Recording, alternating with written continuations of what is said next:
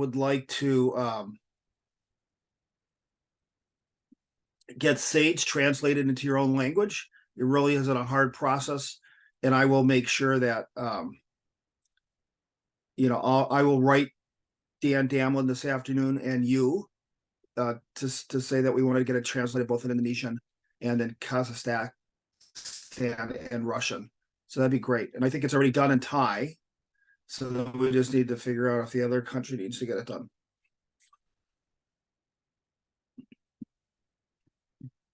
So I'm going to share my screen.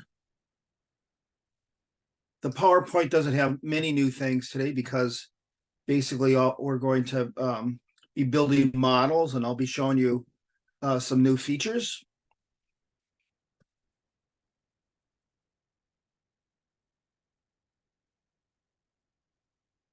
But before we start on day 3, I think I have to compliment the group. I think you really came a long way. I think in the 2-hour sessions that we had, that you were able to work in groups yesterday to design the models that you have, I think it is wonderful. I unfortunately wasn't able to open up one of the group's models. And that's an important, again, I don't know if the link was copied wrong. So Eunice, you really need to send me the link again, and I'll try again. One of the important things in Sage is you always want to save. So Dan Damlin from the Concord Consortium and I are always really concerned about Sage. When things don't work, we try to really fix them because we think it's really a wonderful tool to have worldwide. But you have to remember, we're not a company and we don't make any profit off of this tool, right? So it's sort of we tried to make it as best as we could, as solid as we could. But things sometimes go wrong, and we try to figure out why it went wrong, and we try to make it better. So if please save your models frequently, and please tell your students to save their models frequently, because if it's one of the worst things that can happen is a person could work really hard and build a really beautiful model, and then all of a sudden the group's model is destroyed. So I would just say, make sure you save your model consistently. Okay, so again, no need to go through this once again, but it's always nice to have this, since we're going to be building models, that you always have a question you're going to answer. You need to plan, build, and test. And I can't stress the importance of testing your model. Testing your model is so critical. So we always want to test our models. And so that's what's going to help us revise. So it's just a critical part of modeling.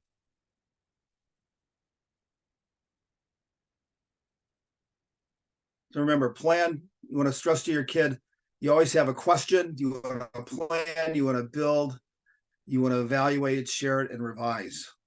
Okay, so I'm curious if any of you have any questions?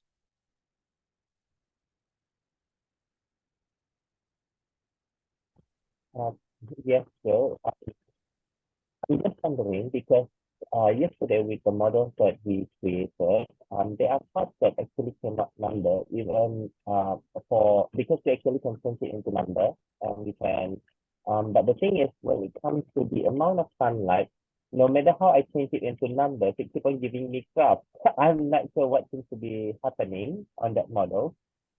Even when we change it to number, trying to see if we can actually see that a number on that part, or maybe it's just amount of sunlight you cannot quantify it. I'm not sure.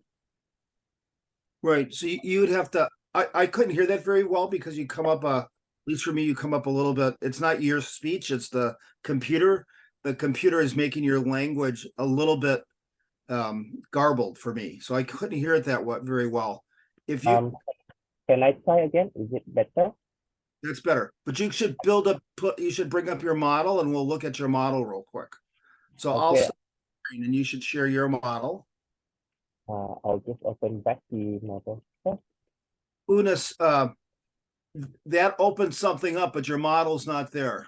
The URL that you sent me just gives me your driving question. What factors in biodiversity? So I don't know, Unis, why it's not working. So if you could bring up your model and then the person who's just speaking, then we could look at your question. Was that Yeah. Peter? Yeah, it's Peter. So Peter, just can you bring up your model? Yeah, I am screen sharing it.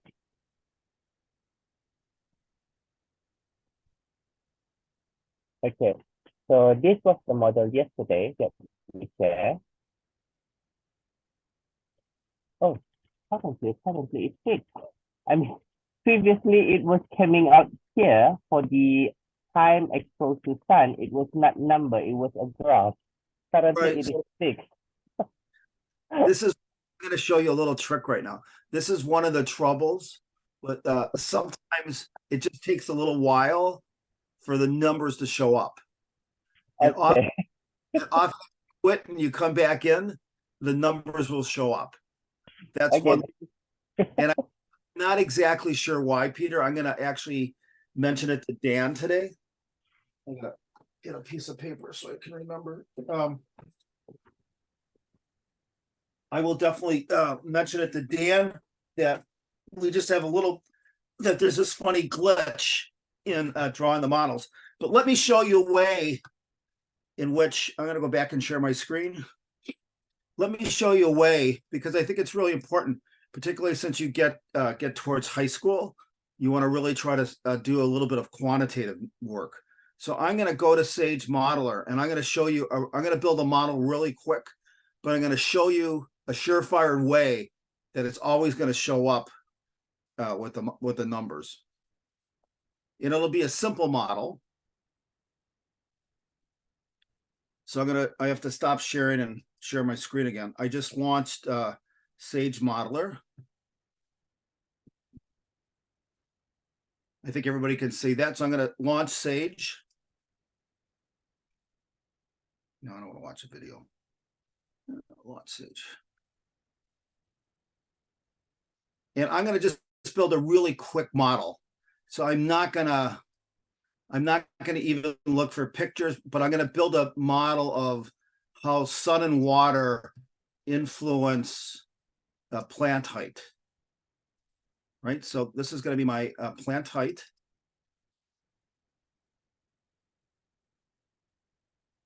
And what I'm going to do right now is I'm going to go into the ruler and I'm going to say switch to define with numbers. So I'm going to do it right from the start. And I can change these numbers if just so you know. So I'm going to say the tallest my plants can get is 50 centimeters. So I'm going to bring this down to 50.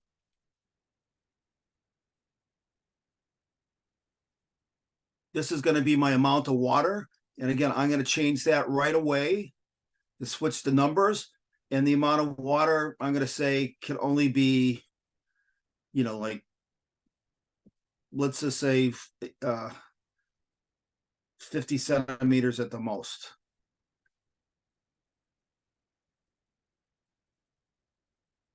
And so this is amount of water.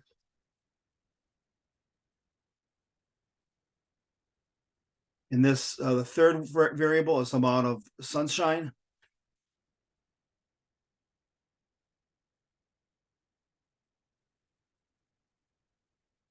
And of course, I have to go and I have to change that to a numerical value as well. And of course, the maximum sunlight, anything can happen in one day is 24 hours. So I'm just going to make that 24 hours.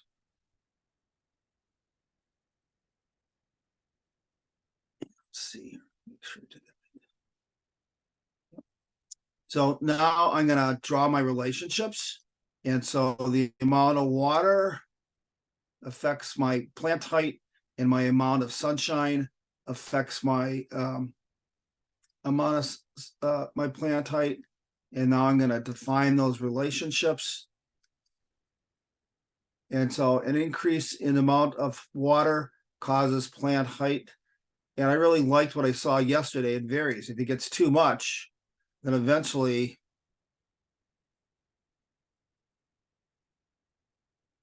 it's going to die, right? So we're going to draw something like that as a vary.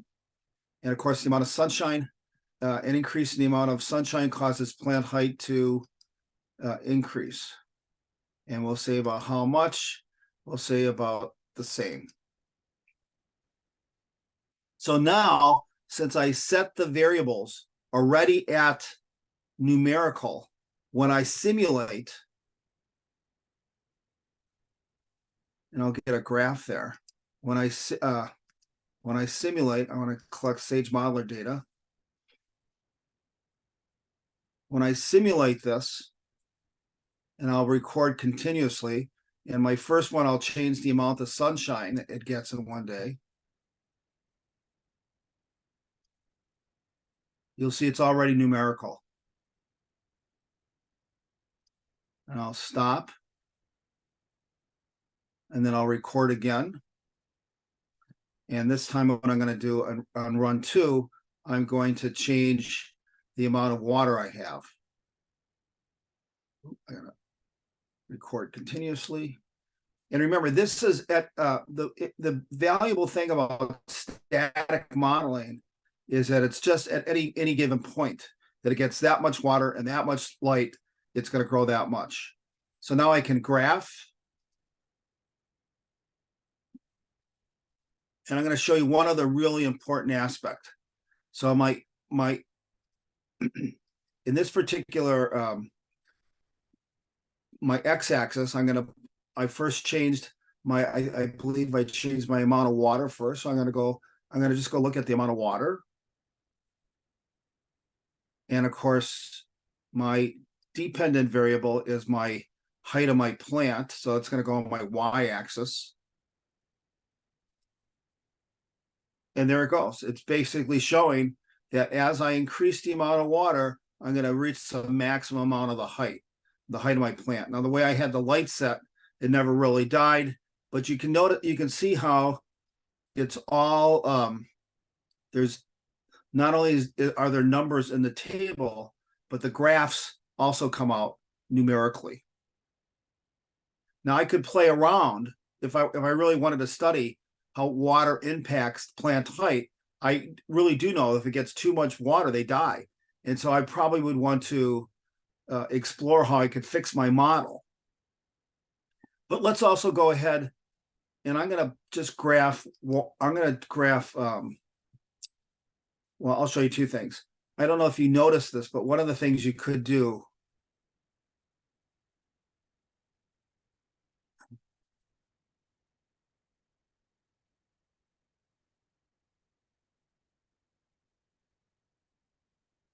I must have changed sunshine. I'm going to start over. I mixed up my data. Anyways, I showed you my point. The point is we can graph these. If I want to graph this one's going to be. I'm going to go back over here. This one is going to be my amount of sunshine.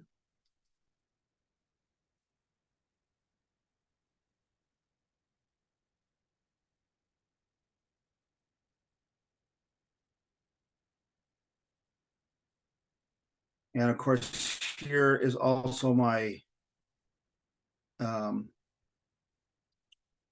my tree height, my plant height. And of course, I have to switch experiments. And we see that when I switched experiments, we see a pretty much linear growth. I must have also plotted that in experiment 1. I got all, I'm just going to put 1. I'll put 2. Shoot, 2.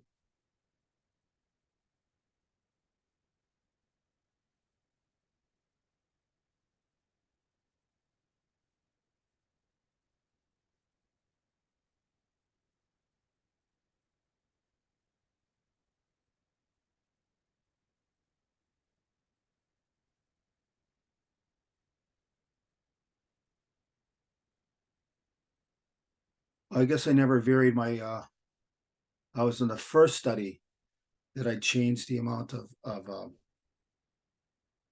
let's go here. Here we go. So it was in the first one that I changed my plant height. I don't know if you noticed what I did.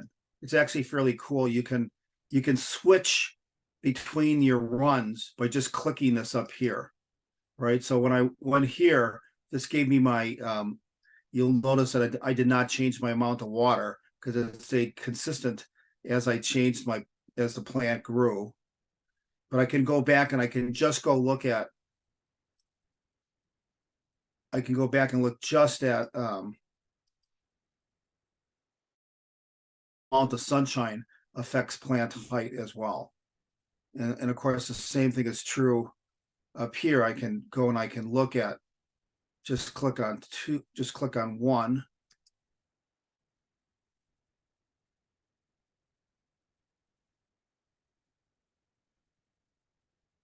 And I just get and number 2, I just get the amount of water.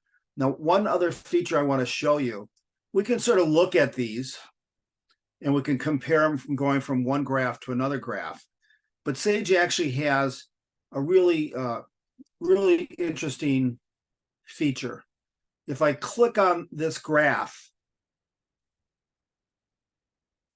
and you click on the paintbrush, it opens up a palette and I can change the color of the data points if I want. But more importantly, I can make it transparent. Now, why is making it transparent valuable? Because then I can sort of take it and I can drag both groups, both graphs, and I can superimpose them on each other. And you can see at the same time, I want to line up my axes. You can see at the same time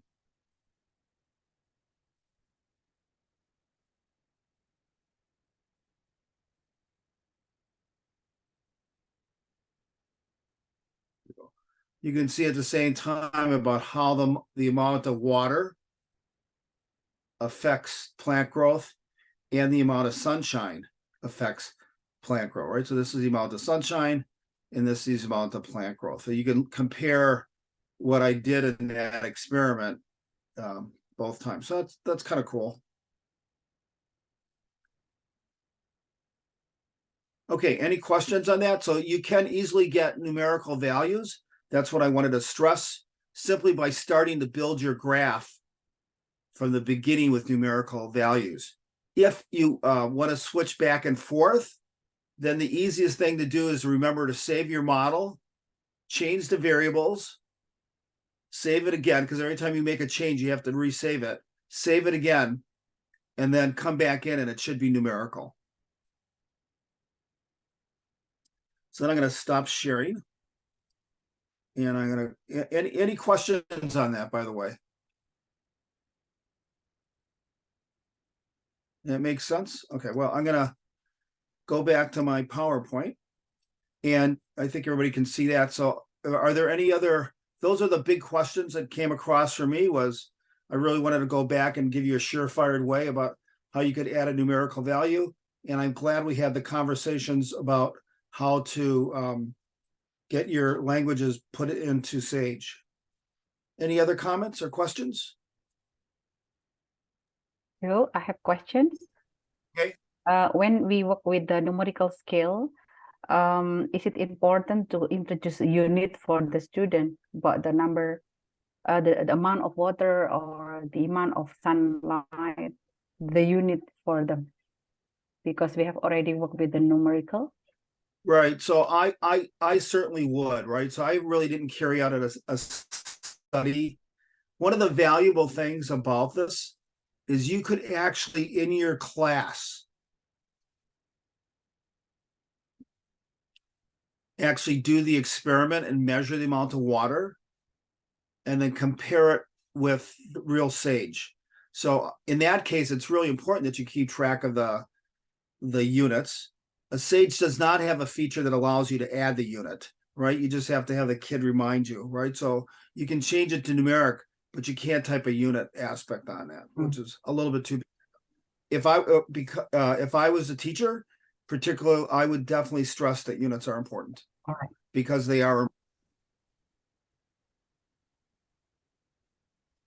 Okay, so we've been focusing on static equilibrium, and static equilibrium is actually really important because what it says is any given point, how does that affect some variable, some output variable?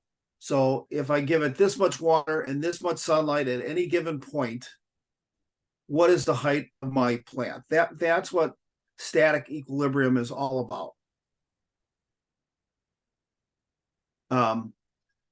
But that's not the only thing that exists in the world. The world also has the world is also really affected by variables that change across time. And so we really also want to measure what be able to create a model that's really affected by the amount of water. I'm not talking water, the amount of time. So we have another feature in Sage called dynamic time-based modeling. Now, this is actually it's harder concept to get across for students. I wouldn't introduce it first. I would always, and if I would probably do this in high school biology, chemistry, or physics, like 10th, 12th grade, I'm not sure I would do it before that. Maybe ninth graders, depending upon the caliber, how good your students really are and how much experience they have. But dynamic modeling is more challenging. It's very important, but it's more challenging. And I'll show you why as we carry on this conversation. So what we're going to do is I'm going to show you how to create a dynamic model. And then over the weekend, I'm going to ask you to go and explore some dynamic models or maybe build one on your own. So the question is what phenomena should we model with dynamic modeling? In anything that flows, which means it can accumulate over time. So if you can get any kind of accumulation over time, then that is something that you can use dynamic modeling for. You can probably also use static modeling, but dynamic modeling gives you a better picture of what's actually going on. Now, I'm going to take a problem that's not related to science, but it's really simple how to model it. So our first example is going to be water into and out of a bathtub, right? So you get too much flow of water into a bathtub, it overflows. If you get too much leaving your bathtub, it never fills up. So we're going to go see if we can't model that. And you can't and to begin with, I'm going to try to build a model of that using static modeling. So I have to switch my computer screen again.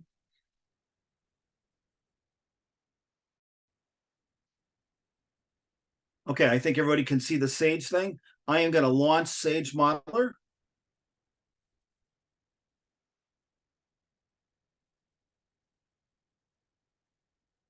And I'm going to build a new model.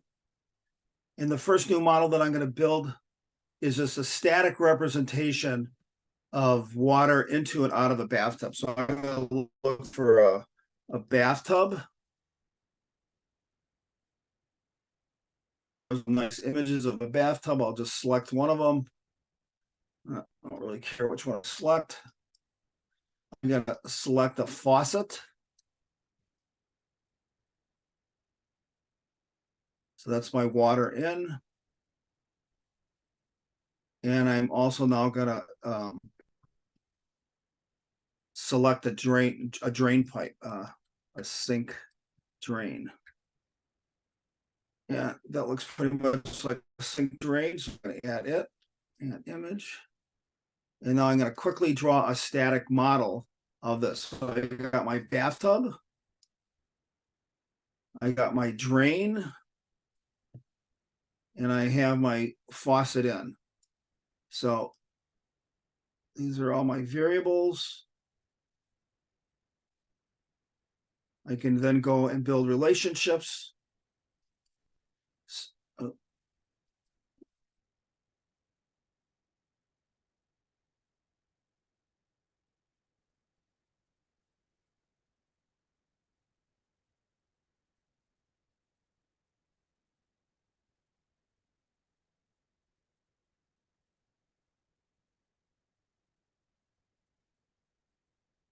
I just label these water in tub, water into tub, water out of tub.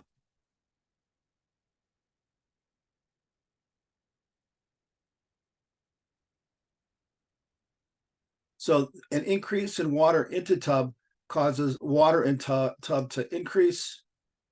And I'm going to select about the same because it's typically what it does. And then, of course, an increase in water out of tub causes water in tub to decrease. So we get one indirect relationship, and I'm going to select about the same too. So we have one direct relationship going into our tub, one going out of the tub, and we've now basically built a very simple model to model water into the tub and water out of the tub. And so I'm now going to collect some data. And I'm going to put my water out of my tub very slow. So it drains out of my tub very, very slowly. And then I'm going to go collect some, I'm going to just collect point data this time. So at a very low, there's my water very low. I'm going to increase my amount of water going into the tub very slowly. I'm going to record another data point. It's going to get a little higher. Record another data point, a little higher. Record another double data point, a little higher. Another data point. Now, if you've been watching around, because the water in my tub is leaving very slowly and at the same slope as water into my tub, gradually the amount of water in my tub should be increasing. And so let's just graph that really quick.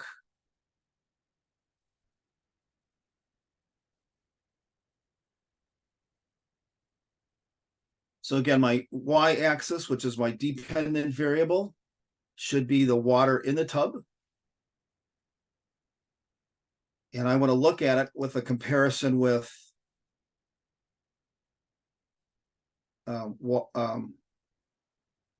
water into the tub. And we see a really nice gradual increase in the water in my tub. But that's at any given point. So at this given point,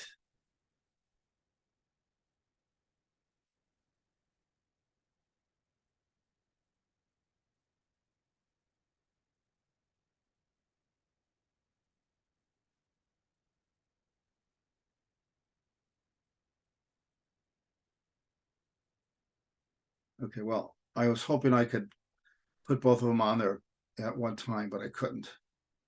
So let me just close this real quick. Get another graph. And we'll just go back and put water into tub, and then water out of tub. Water in tub.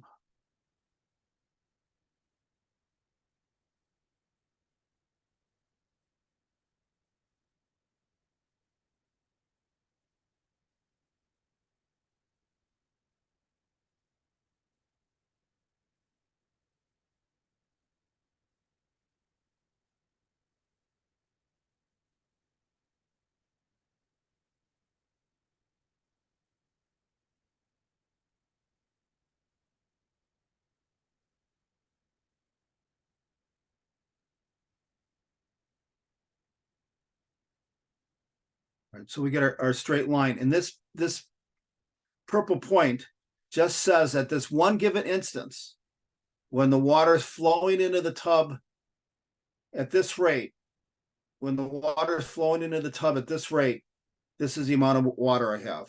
When the amount of water is leaving at this particular rate. Of course, I could always change that, make the water out of the tub very fast. I could do a new experiment up here, click on 2. And I could collect some new data. So I'm now going to go collect some new data. And of course, I'm going to start just like I did before. You can make a prediction of what do you think is going to happen. I'm going to record a data point, and when it's very low, and the water's flowing out of the tub very fast. So as a result, there's no water in the tub. If I go up a little higher, record another one. And of course, because it's because there's some water entering the tub, it grows a little bit. I'm going to record another one. And I'll record another one. And I'll record another one. Now, what did you see different about the two graphs?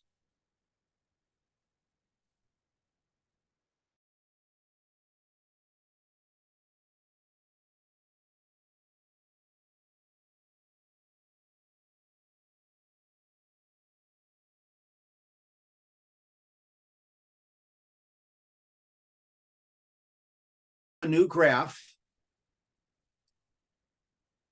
I might be able to do 1, 2. I can actually do both of them, right? So I did both of them on the same graph. This is my first run where I had very little water leaving the tub. And this is my second run where I had a lot of water leaving the tub. And so you see the bathtub fills up very slowly. And at any given point, there's less water in the tub when the water is leaving it slowly than when it's leaving it fast. So that's static modeling of water going into a tub and water going out of a tub. Now I'm going to save this because I want to build a new one, but I might want to come back to this. So I'm going to save this as local file. And I'm going to just say tub and water. I'm going to say tub and water static.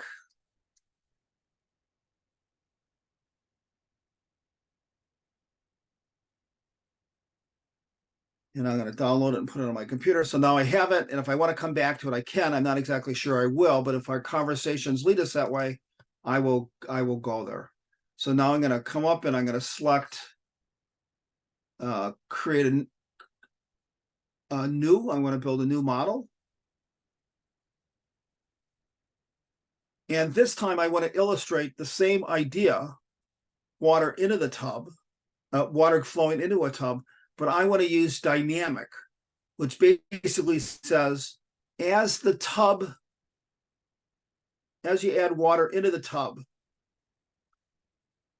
over time, it increases over time. So it's a time dynamic dimension, which is very different than static modeling. So I'm going to go and select a new image. I'm going to pick a tub.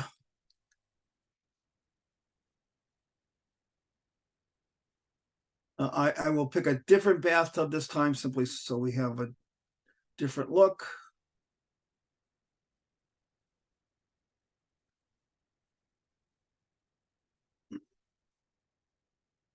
And of course, I also still need a faucet because I got to put water into it. So I'm going to select my faucet. And of course, I still need a drain because water has to leave it.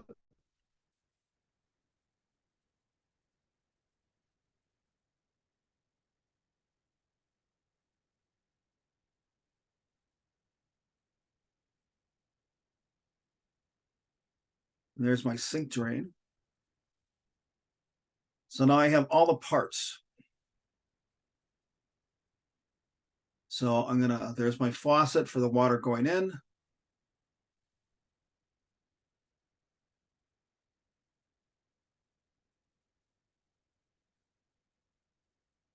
There's my water in tub. And there's my drain. Water out of tub. Now, remember this little wheel, this sets the settings that are on Sage. I'm no longer doing static modeling. I'm going to do dynamic modeling. So I have to go change the setting. So I click on my wheel. And when you go inside the settings, you will notice that I can click dynamic time-based simulation.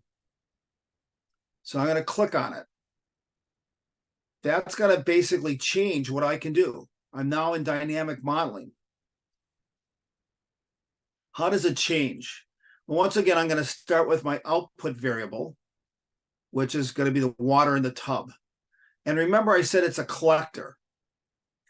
This is a thing that collects water. This is dynamic modeling, collects things over time. And what's collecting water over time right now is water in the tub, right? The amount of water in the tub is going to get higher and higher and higher, depending upon the flow of the water into the tub. And of course, the flow of the water out of the tub. So I have to change what this looks like. It's now no longer just a bathtub, but it's a collector. It's a bathtub. And so in order to do that, I have to click on my water in my tub. I have to come over to my ruler, and now I click collector. Now it's going to collect the amount of water over time. The model is fundamentally different. And you will see that in the way we try to represent this so that it looks visually different is that you will notice that my main variable, my independent variable, my dependent variable, my water in my tub is now looks like a bunch of tubs, right? That's just our way of signaling this is a collector. It's something that's going to grow over time. Now what I'm going to do is I still have to make my relationship. So I'm going to drag it over to my water and tub, and over in my water and tub. And similarly, the flow is going to go this way. So we're good. So now what I'm going to do is I come over here and notice how this becomes different. Water into tub is added to or subtracted from the water, right? So we want to know what happens. Is it added or is it subtracted? Right now, we're going from water into the tub to water in the tub, so it's added. And you'll notice, I think I did something wrong. I'm going to go back. I'm going to subtract this out.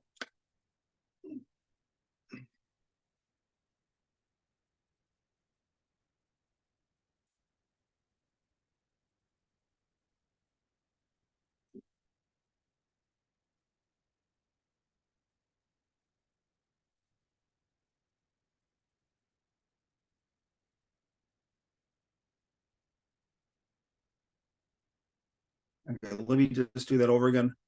So I got my collector. I'm going to get my water into tub.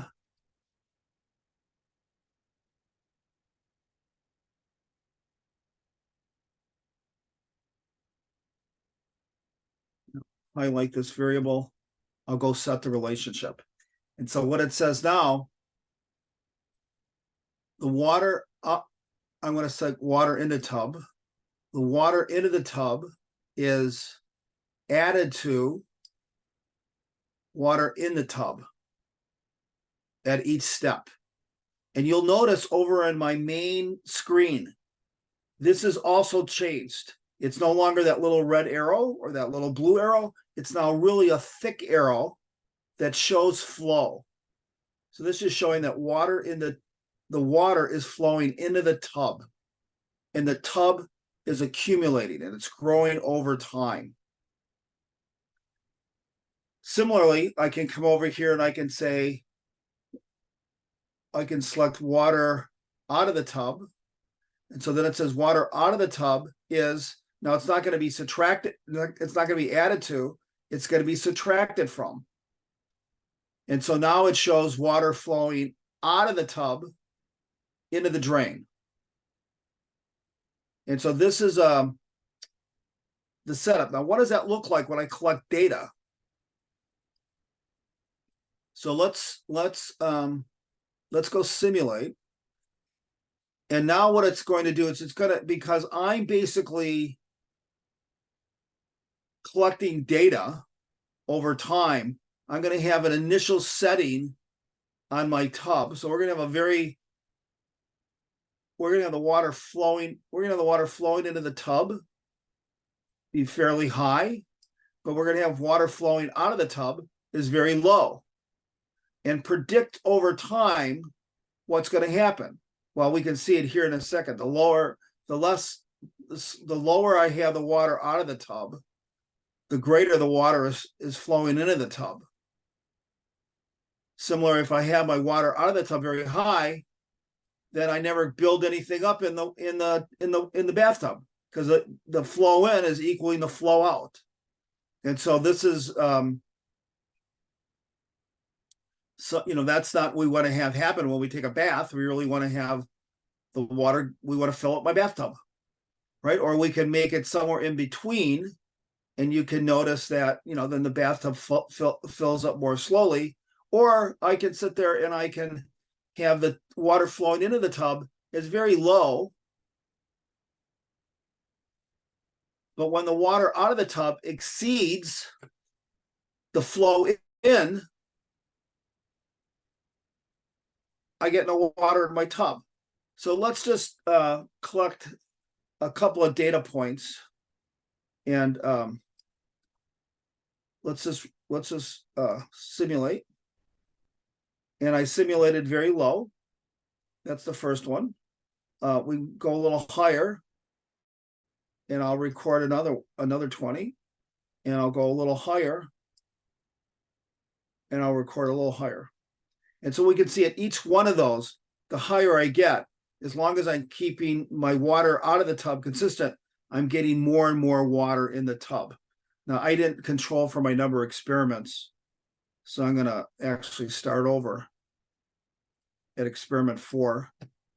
I'm going to make that experiment 2, and I'm just going to record data very slowly. Then I'm going to go to experiment 3. And I'm going to record. Oh, got to go up. I forgot to go up. So I'm going to go up a little bit. I'm going to record. Go up another one. Go up again some more. I think I might have screwed up on all this. But let's see what I did. So I'm going to now graph.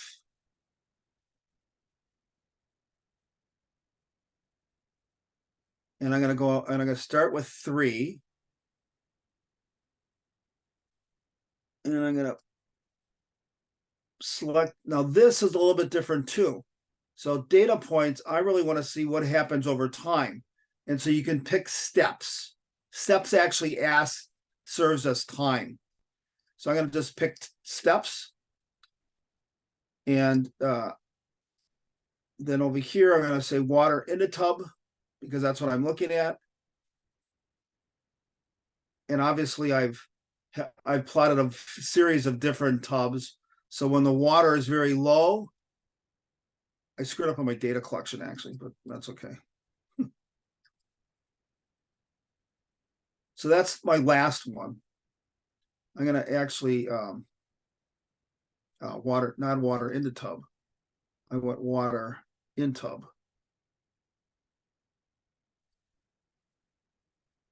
There we go. So in my last step, it basically shows that over time, starting from the beginning for 22 counts, I gradually got a bunch of water in the tub.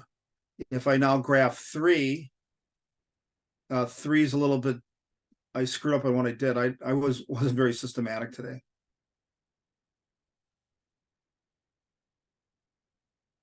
But as you can see, it's literally graphing the amount of water that goes into the tub, so that after 20 seconds or 20 time periods, you get this much water in the tub, right? So you can show that over time, the water in the tub gradually increases. Now we can change this just slightly, and I'm going to show you how I want to change this. So I'm gonna stay here, but I'm going to get rid of my data over here because I don't want to get confused. And right now, we can also control the flow rate into the tub. And I'll show you how to do that. And what I'm going to do is I'm going to make another collector. And the collector I'm going to have is I'm going to have my water tower, right? We all have cities that have water towers or somehow water reservoirs that basically allow us to get water. So here's a water tower. So I'm going to select that. I'm going to add it. And then we also have holding ponds.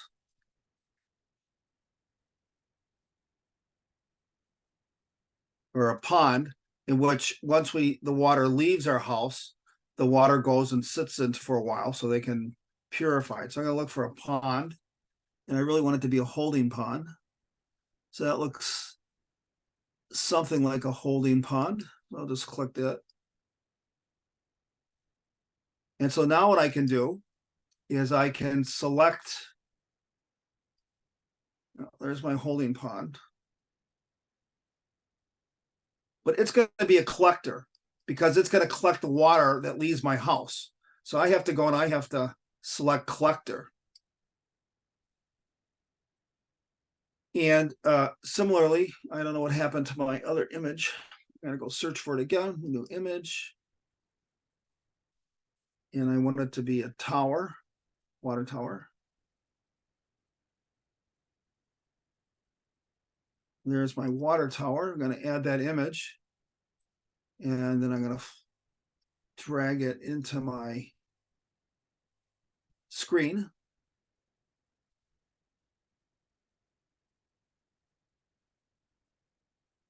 And it's also a collector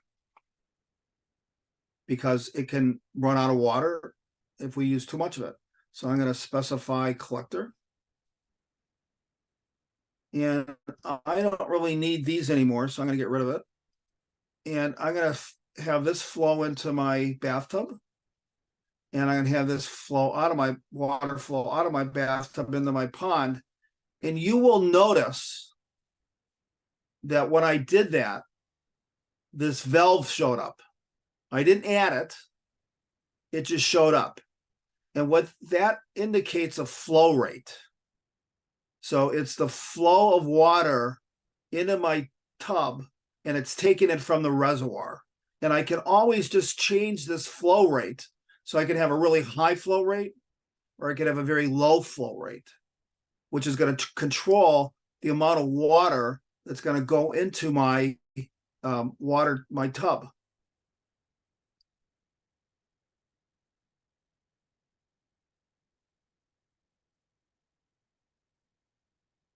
So this is my water tower.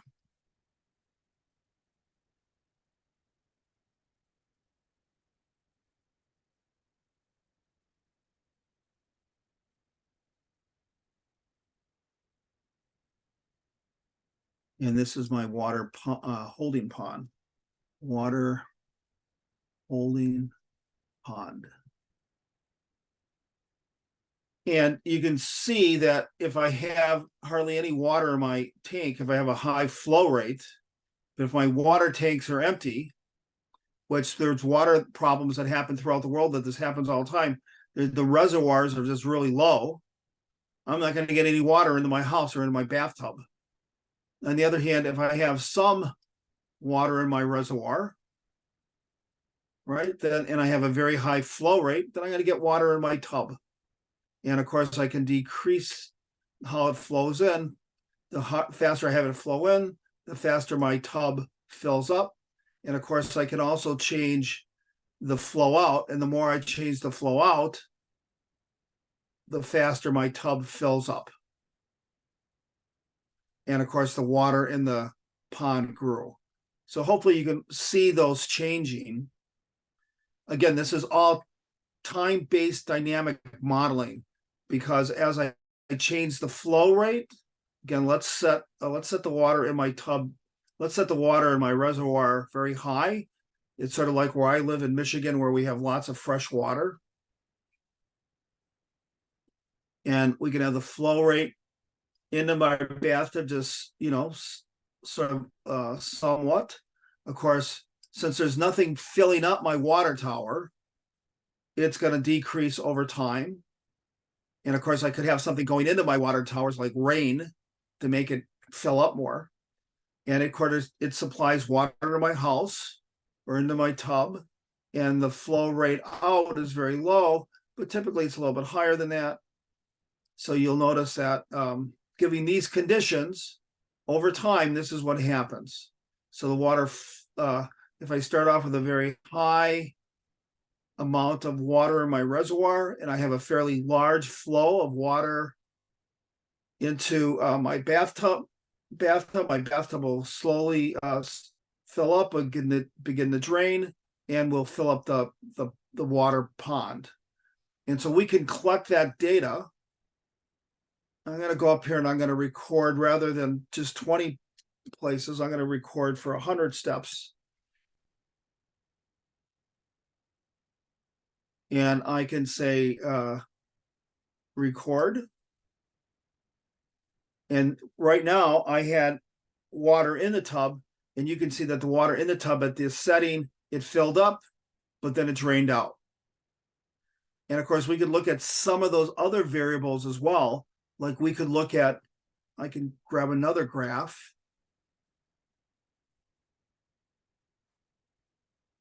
And I can look, I can put rather water in tub. I could look at water tower, the amount of water in my tower. Remember, these have to be variables. So you have to express them as variables. So I'm going to look at water in tower.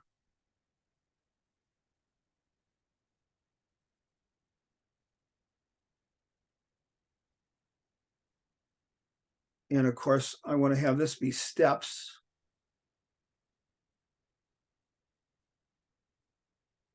And this shows that over time, my water in my tub started very high, but then over time it decreased because the water went into the tub and then it flowed out. So this gives you a way of looking at how things change as a result of flow. Now you might say to me, Joe, why is this valuable? What possible phenomena in the real world is this related to? Well, in some respects, if you were a civil engineer, rather than water in tub, we could say water available for home use.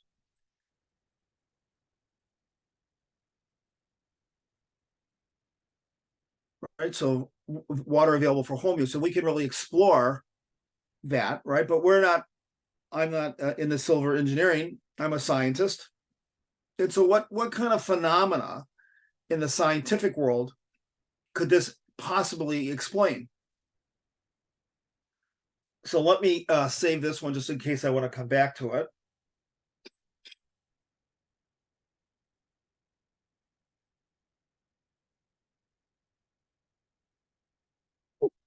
Excuse me. I'm going to save it locally.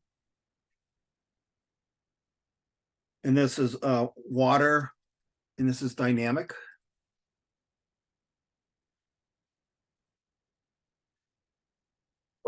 Excuse me. And I'm now going to go grab a new screen. And I can say to myself, what might be some possible ways, what's some useful scientific ideas that I could actually do? I have a question in the chat that I just noticed.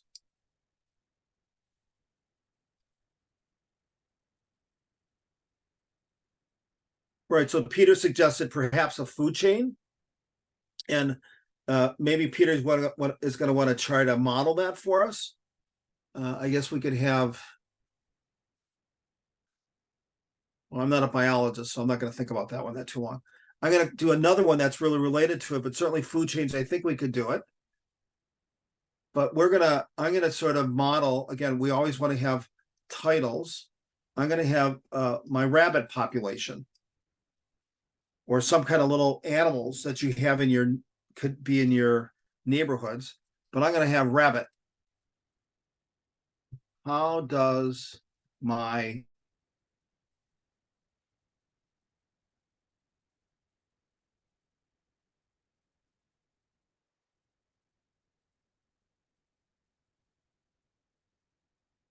and certainly a little cute little bunny. So I'll add that bunny.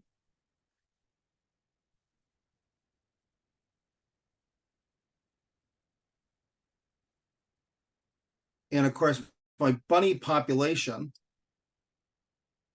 this will be a collector. So I have to go back in here. Remember, I always have to select dynamic time-based models if you want to do time-based models. And then I have to come up here and I have to make this a collector. And of course, you see the bunnies become all these little things. And of course, then I can ask bunny, this is the bunny population. Or rabbit population. So that's my rabbit population. And of course, my rabbit population is really going to depend upon the number of rabbits I have, right? The more rabbits I have, the more they can give birth, the greater my population is going to be. So I'm going to collect this, and this is going to be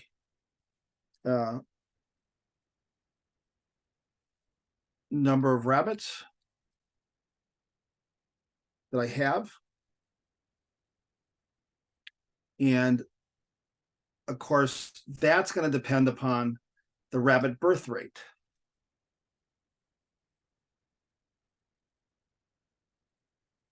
And for my biology friends out there, I am not a biologist, so if I'm doing something wrong, you can correct me. I was trying to think of a simple example. So I got that everybody could find out. So now I can sort of link these two together, right? So the number of rabbits is going to affect my rabbit population. And of course, if I click on this, then my toolbar gets highlighted. I can come over here and I can say the number of rabbits is added to the rabbit population. And that's because the more rabbits I have, remember, I always like telling kids to type into here because it helps them think through their ideas. So we can just, I haven't been doing that lately. More rabbits, more baby rabbits. And of course, that's also going to depend upon the bunny birth rate. So here I can click on this. Then I come over here and I can say increase in rabbit birth rate causes number of rabbits to increase. And at least in the United States, they multiply very fast. So I'm going to say a lot. So that when the birth rate is hot, so they're really going to have a exponential, they're really going to have a fast growth. Actually, I'm going to do it this way. I'm not going to say a lot. I'm going to say more and more because as they really grow, and we can see if I'm right. So, and if I wanted to, I could just go and simulate this one. And one of the things we can see is my bunny population grew when my rabbit birth rate was fairly low. And of course, if I increase my birth rate, I really see my bunny population increasing fast because the number of bunnies I have really increases the rabbit population. Of course, one of the things you have to realize is that, and this is one of the reasons I picked this, this is actually an example that has some feedback. Because the more bunnies I have in my population, right, the bigger my population is, the bigger the number, the larger the number of rabbits I have, which actually causes it to grow even faster. So I have to have a link back to my number of rabbits. And so now I need to go set that variable.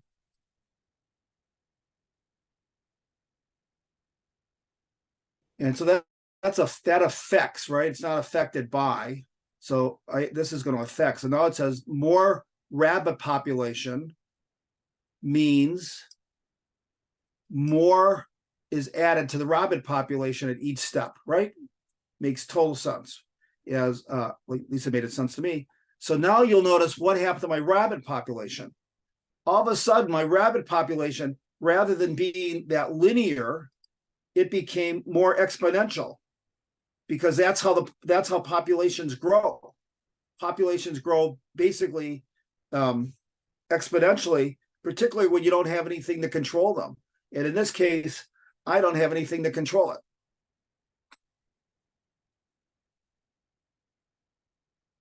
And of course, if I start off with a rabbit population somewhat higher to begin with, it even grows faster. Now, is this model complete? No. Why isn't it complete? Well, it's not complete because often what happens in any population, there's a number of rabbits that die. There's dead rabbits. Rabbits die. And so I could actually take my rabbit,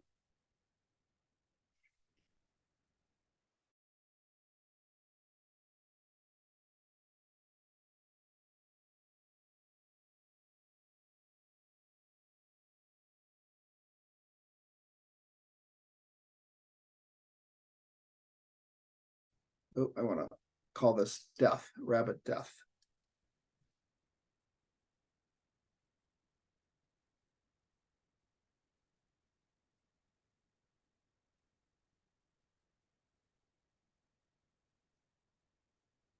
Dead rabbits, number of dead rabbits. Number of rabbits dying. And of course I can set that link. So again, that's an effects. So the more rabbit population means the more a number of rabbits dying, sorry. An increase in rabbit population causes the number of rabbits dying to decrease. No, increase. Increase. An increase in rate causes the number of rabbits dying to increase, right? And how? Well, I'm going to say about the same.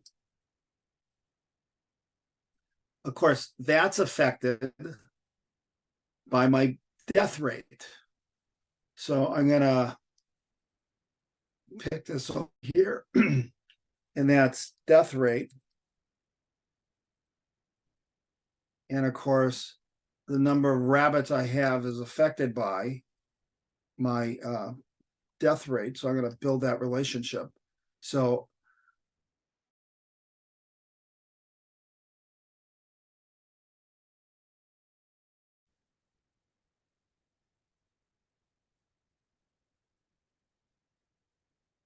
I guess I got to select that one. So an increase in number of rabbits dying causes death rate. I think I have my relationship backwards. So I'm going to delete that. It's because a new experiment, and I'm going to have my rabbit population. I'm going to have my rabbit population just sort of be somewhat in the middle, or my birth rate, rabbit rate be in the middle. And we're going to see, and I'm going to have my rabbit death rate be fairly low. And we're going to see how that affects my rabbit population. So I'm going to make this a couple more steps, bring this up to 100. And you can see just from this graph that we really have a nice exponential growth. And that's how you would expect the world to be.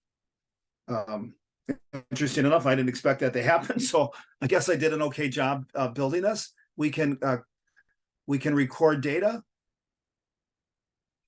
We can plot it. And we can show that my rabbit population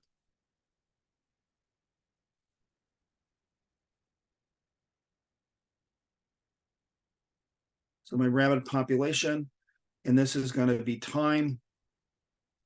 So I'm going to select steps.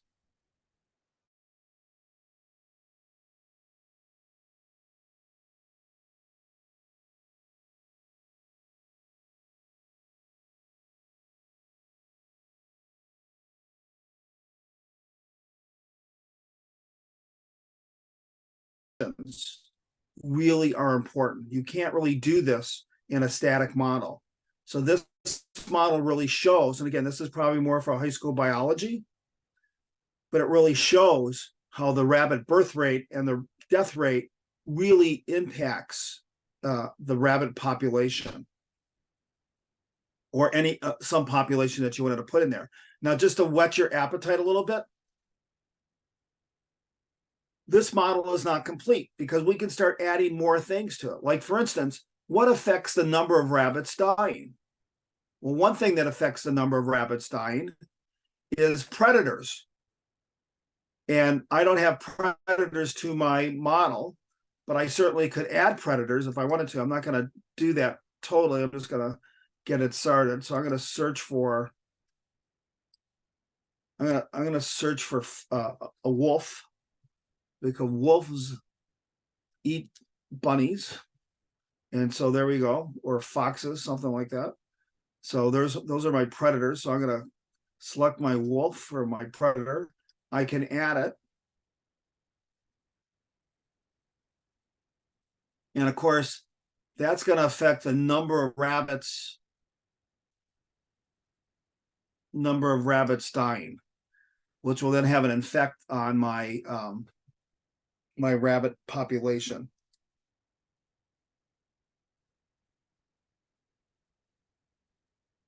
If I wanted to, I could quickly just do this, see what happens. So this says a predator.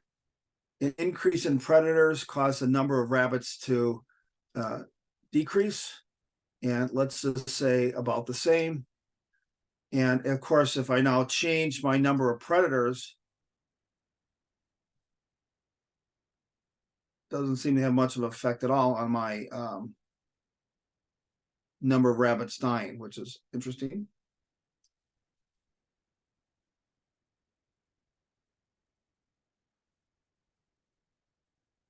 So I did something wrong with my model. So I'm going to have to go back, and I'm going to have to figure out, why aren't my number of predators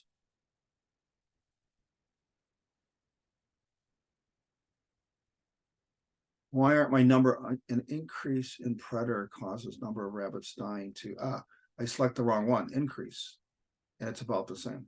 See, you always have to go back and test. So I just, because I accidentally selected the wrong, no, that's wrong. An increase in predator causes number of rabbits dying to, the number of rabbits dying to increase.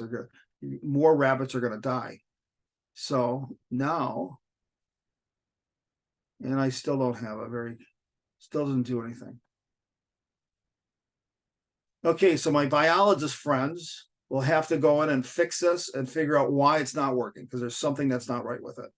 So that's dynamic-based modeling. And so what I really like you to do is try to build a dynamic-based model on your own. I would start with something really simple, like I tried to do today. Peter can certainly try to do with a food chain. I could certainly, others could try to improve this one. And this is can be very helpful in more complex modeling. Dynamic modeling is very challenging. Yeah. May I ask, maybe you should choose between affected by and affect in a top, no? Well, let's try that. That's, I will take every hint possible. So let's click on this. Predator. Yeah, it doesn't change.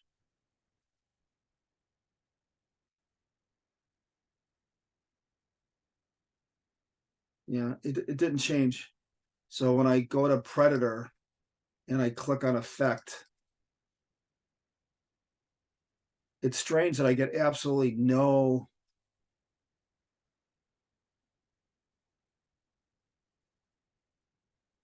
movement at all.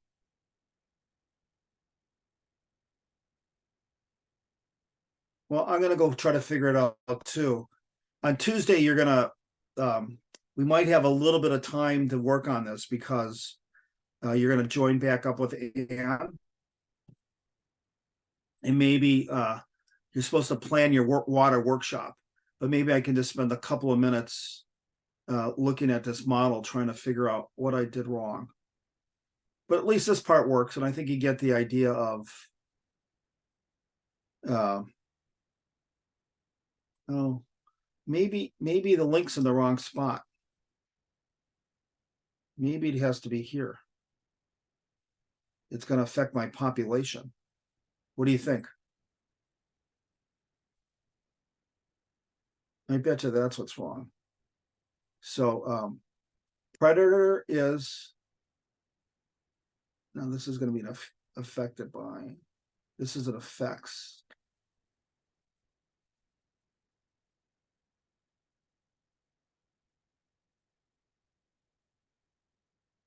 Added to, no, we're not adding the predators to that.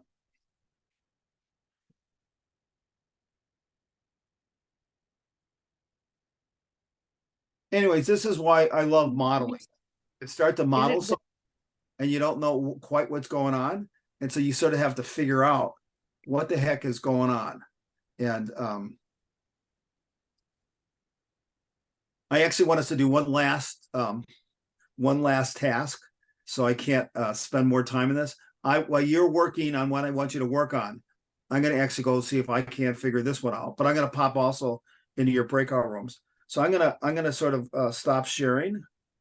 Anyways, it gives you nice puzzles. That's why I love modeling and getting kids involved in these same kind of puzzles where they really have to figure out what's going on. It doesn't fit my data, right? If I have predators and they should be affecting my rabbit population, how do I add that to this to really make a difference? And so it's a really nice problem to get kids to figure something out. This is a real phenomena. Predators do influence the population of other animals. So how in the heck do we add that to my model? Seems like we have a pretty good model with respect to rabbit birth rate and death rate, where the population is really nicely growing exponentially. I'm going to actually save this. I'm going to save this actually to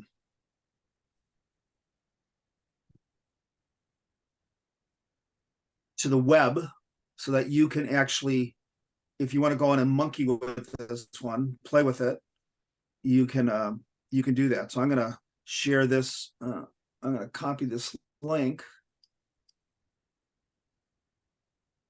and then I'm going to go into our Google site. I think you can still see all this.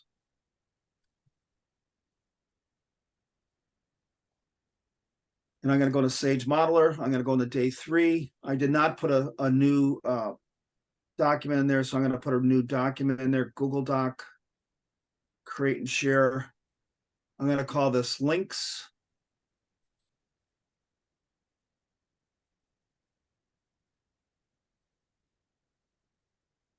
And this is Joe's population model.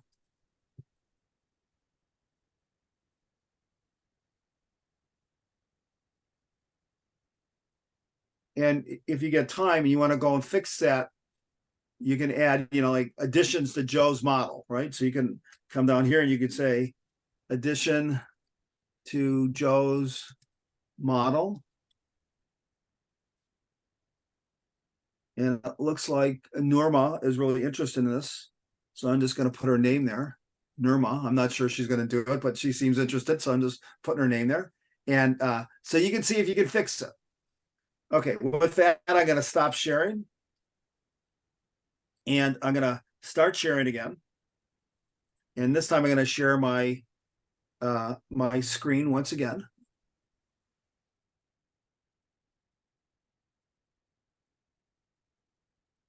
And so we just finished this. And what I want us to do now, this is sort of like, I really love giving little types of embedded assessments. So what I want us to do is I want us to go and build a model of water quality. So in order to do that, you're going to have to plan. You're going to have to figure out what the variables are. You have independent and dependent. What are your independent and dependent variables? What are the relationships? What are water quality variables? Anne gave you a bunch of really nice notes that you can sort of really refer to, you can go to the end of this document.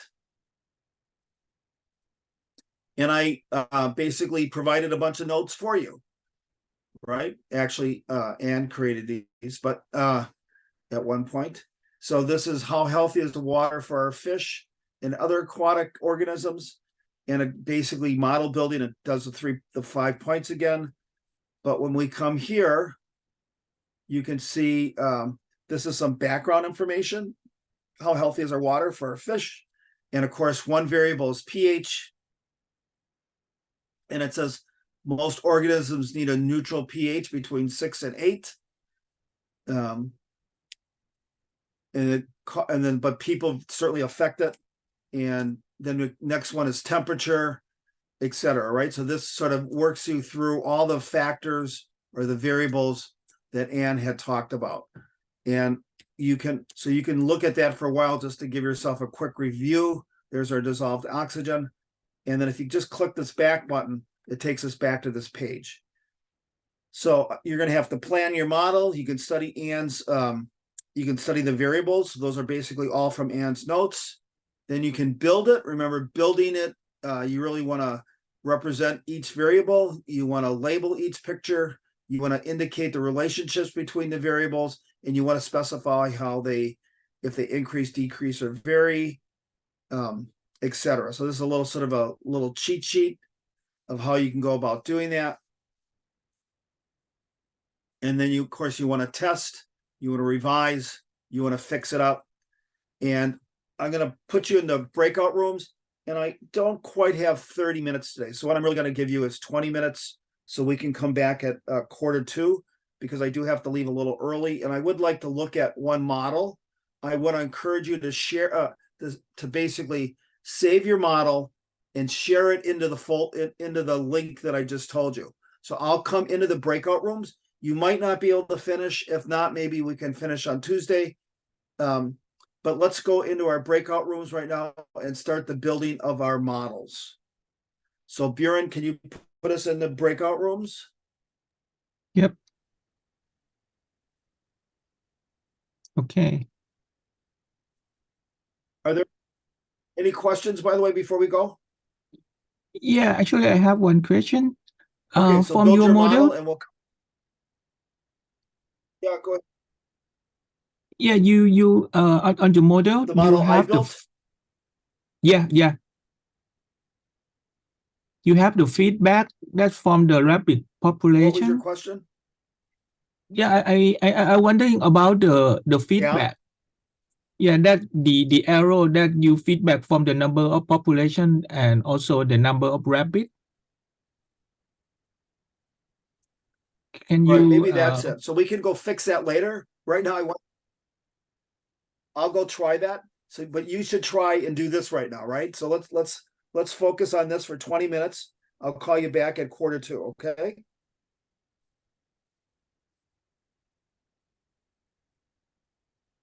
So everybody in the breakout rooms. Ah. I don't mean to ignore you. I just would like everybody to have one last practice building a model. And I think you have a good idea. Maybe I did something wrong with the feedback, so I have to go and look at that.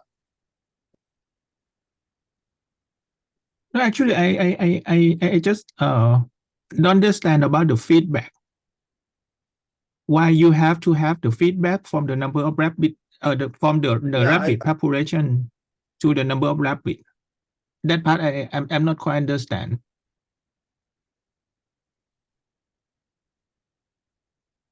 Oh, you don't understand that? Yeah. Because the reason why you have to have feedback, number of rabbits that are dying also decrease the population, right? So that's why you have to have a feedback. So because if you have to have a feedback, because when the rabbits die, then they feed back and the populations become smaller, and of course not as many rabbits die, right? That's why. So that's why there's a feedback.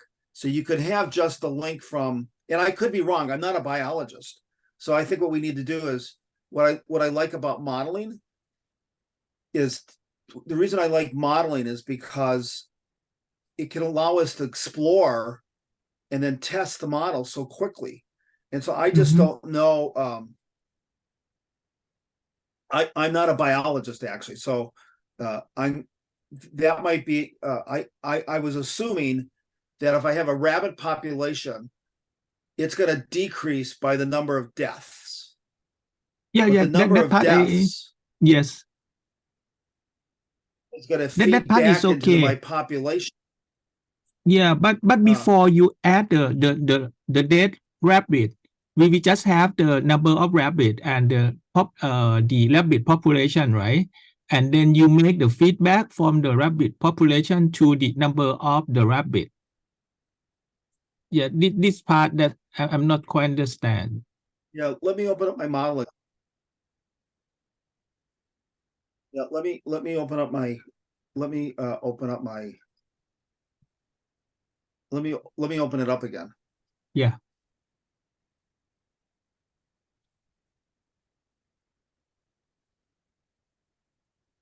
You can see that, right? not yet. So, we don't have a feedback here. Maybe we need the feedback. Maybe that's the problem. So I need a feedback. So that I just talked about it. So I went too fast. So the number of rabbits dying, that's why there was no feedback. So the number of rabbits dying actually feeds back into my rabbit population, causing it to decrease. So an increase in rabbit population causes number of dying rabbits. An increase in rabbit population. No, I'm going to click on this guy. So that's an effect. So a number of rabbits dying is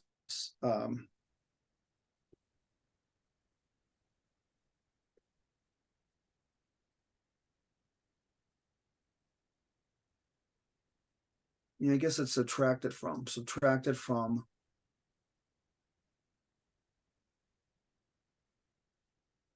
I cannot see your screen.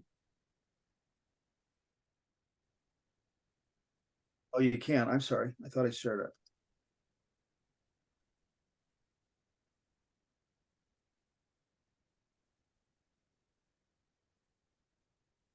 So when I came back in, this is what it looked like. And I didn't have a feedback arrow. So I said the number of rabbits dying has to feed back into my population. Mhm. Right? So that's really critical. And I didn't have that. So let's put that in there. Come on.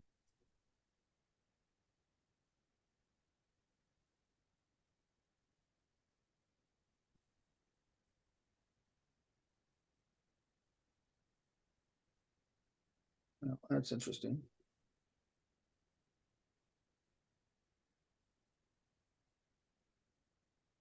No, I don't know.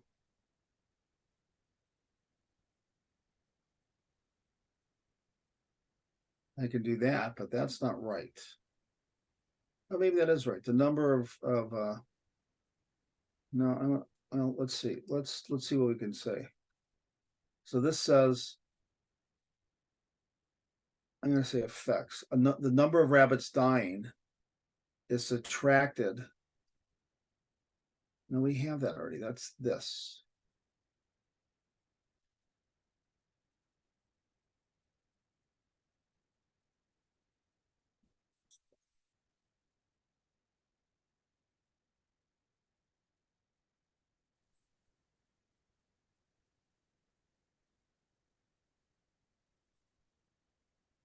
And we have that one already, so we can't do that. So we have to do it. This has to flow back into here. For some reason.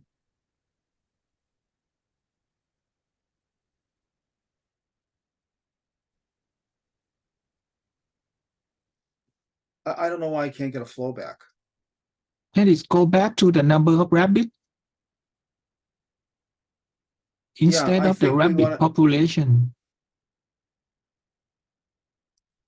Okay, let's see if that works. So the number of that's a good idea. See, I'm not a biologist. So now let's go over here. We got this one. An increase in death rate. No, we don't want that. Like this. Effects. The number of rabbits dying. The number of rabbits dying causes number of rabbits to decrease, right? Yes. And how? About the same. So now we have a feedback to over here. And let's collect some new data. And of course, now we show the death rate is very low. Oh, so when the death rate is really low, we still get that exponential growth. That's interesting. Let's see what happens to predators.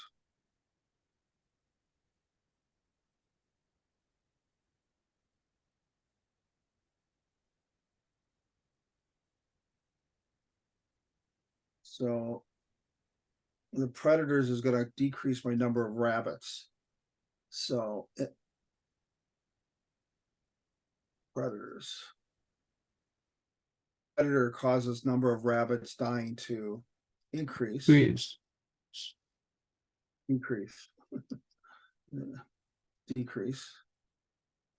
The number. No, it should be increased. That's right, increase.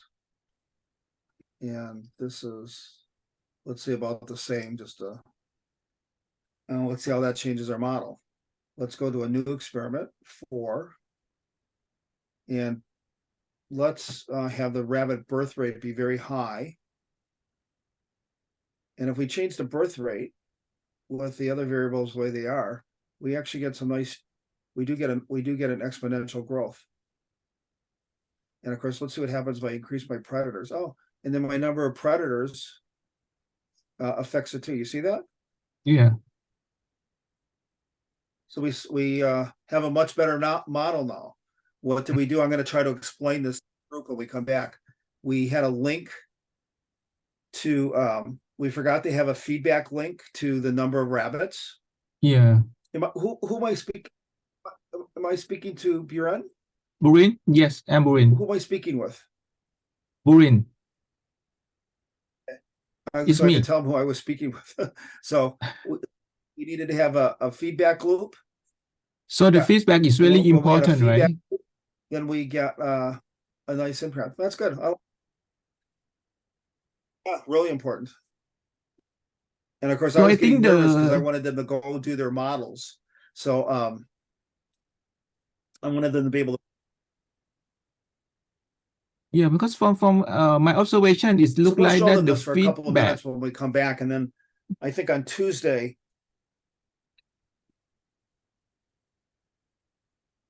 Right, you need the feedback. The feedback's important. Yeah. Yeah. Okay. I Okay, think well, the I'm gonna go feedback is pop into make them is I'm gonna the save this. Yeah, I don't exponential. want to lose it. Yep. I'm gonna leave it as.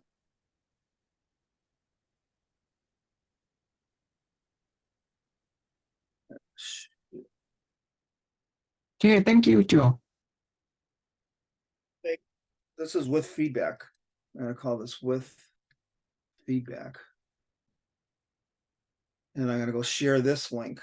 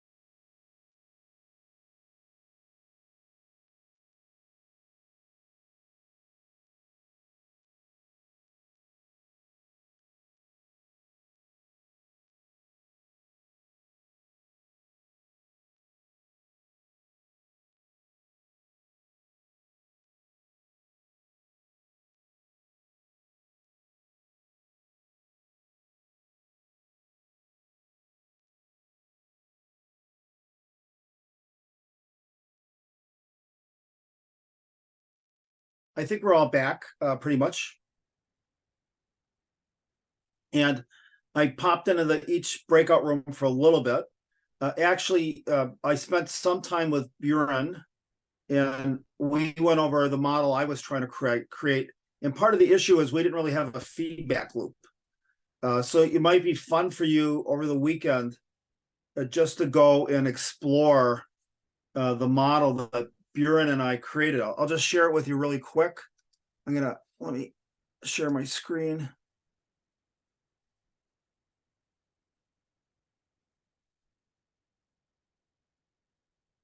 Let's stop sharing.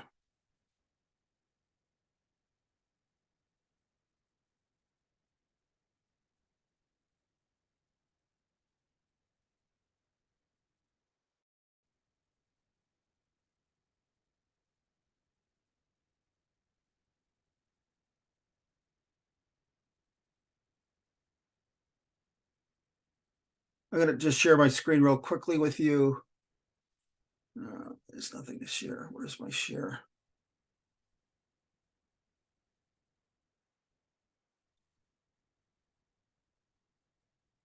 Share.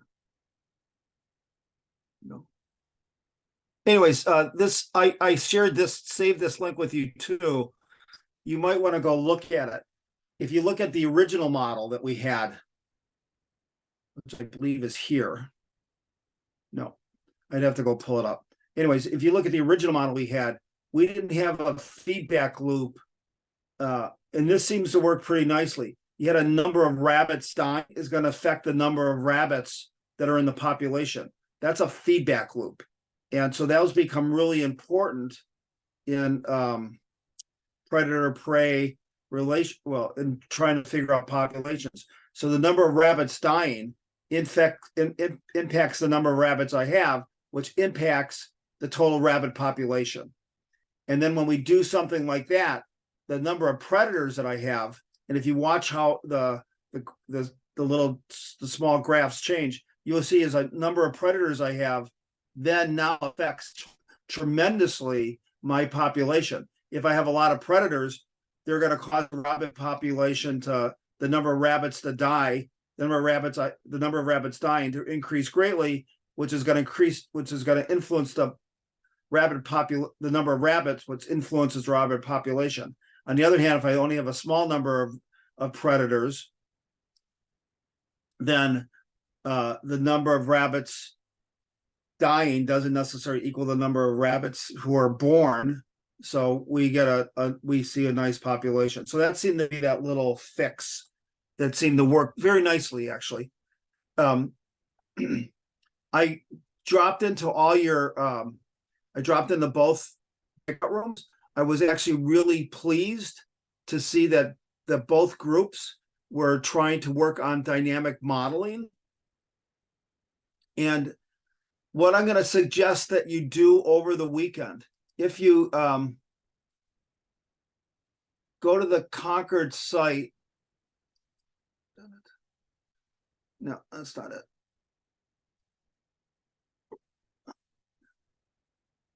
So if you go back to our building, I think you can see this, right? Building models and Sage Modeler link. So if you go to building models, there's this page that we had, and you go to, once again, launching Sage. If you launch Sage and you come down here and you click on getting started,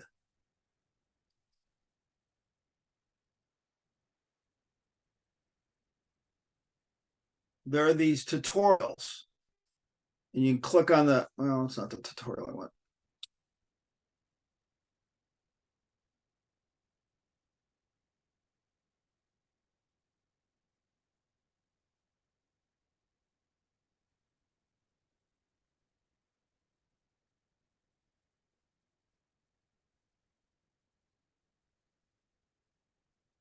Let's go to curriculum. It's actually in curricular units. So if you go in the curricular units,